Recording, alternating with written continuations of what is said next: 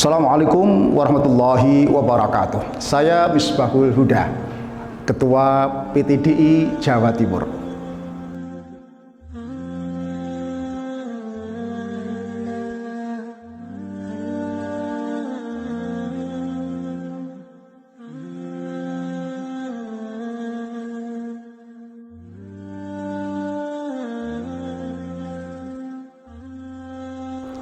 Ramadan dan quality time keluarga. Pemirsa, seperti kita maklumi bahwa Ramadan kali ini masih dalam suasana pandemi atau lebih tepat barangkali endemi. Dalam dunia pendidikan juga masih banyak yang harus belajar di rumah. Kalau kemudian ujian ini kita sadari, tidak kita ratapi, maka sebetulnya ada dua faktor yang melentingkan takwa kita. Pertama, Ramadan itu sendiri. Kutiba alaikumusiyam kama kutiba alal ladzina min qablikum la'allakum tattaqun. Diperintahkan kamu berpuasa untuk meningkatkan kualitas takwa.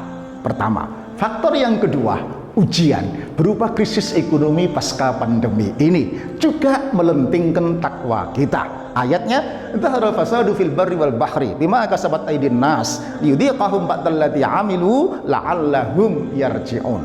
Telah tampak kerusakan di daratan dan di lautan oleh karena ulah tangan-tangan manusia, agar Allah menampakkan kepada mereka sebagian akibat ulah tangan mereka agar mereka segera kembali kepada Allah. Nah, dua faktor ini dalam bahasa matematika disebut X kuadrat.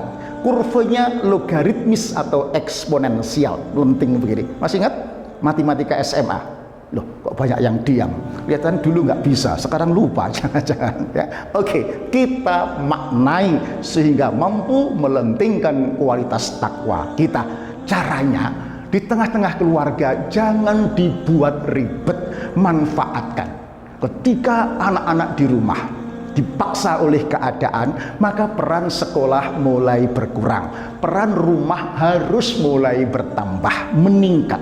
Oleh karena itu, jadikan rumah ya itu sebagai spiritual environment, rumah sebagai learning environment, lingkungan spiritual, lingkungan belajar selama bulan Ramadan bersama keluarga di rumah ini.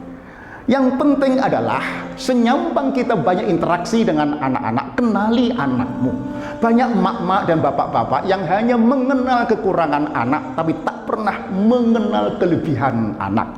Ketika kita mengenal kelebihan anak, maka ada metode belajar namanya inside out, bukan outside in.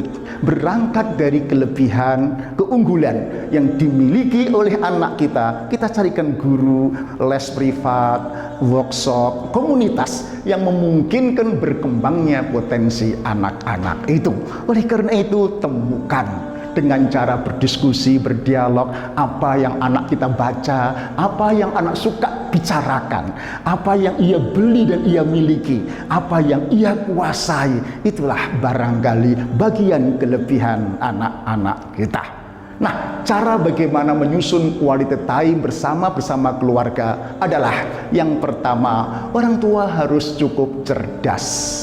Ya, menjadikan setiap kegiatan di rumah, mulai bangun tidur sampai tidur lagi, menjadi kegiatan belajar mengajar. Bangun tidur diajari untuk berdoa, ya, kemudian sahur, ya, itu sudah berapa pelajaran? Minum air putih, berdoa bangun tidur, ya, makan itu table manner cara Islami, berdoa, ya, ambil yang dekat, makan jangan berlebihan, jangan banyak bicara, diselesaikan semuanya. Kemudian anak ke kamar mandi, quality time, 6 pelajaran yang tuntas kalau anak kita dampingi, kita bimbing, yaitu masuk kamar mandi berdoa, pintu ditutup, itu kecerdasan emosional. Anak berani ditutup di kamar mandi, ya. Di kamar mandi yang masih TK pakai gayung, itu kemampuan motorik kasar. Kemudian dia muflas di klosetnya, itu kecerdasan sosial, berempati kepada pemakai berikutnya agar tidak jijik karena kotorannya. Apalagi pakai baju emosional, keluar berdoa lagi, spiritual. baru dari bangun tidur, sahur, ke kamar mandi.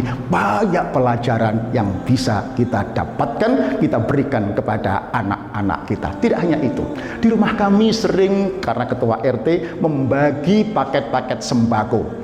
Kadang sempat 100, kadang sempat sampai 900. Ya, saya suruh anak-anak untuk kemudian ikut berbagi, ikut memberi agar tahu kecerdasan-kecerdasan sosial karenanya. The last but not least, ketika anak-anak iktikaf, saya sering 12 malam berangkat satu keluarga membawa bekal iktikaf.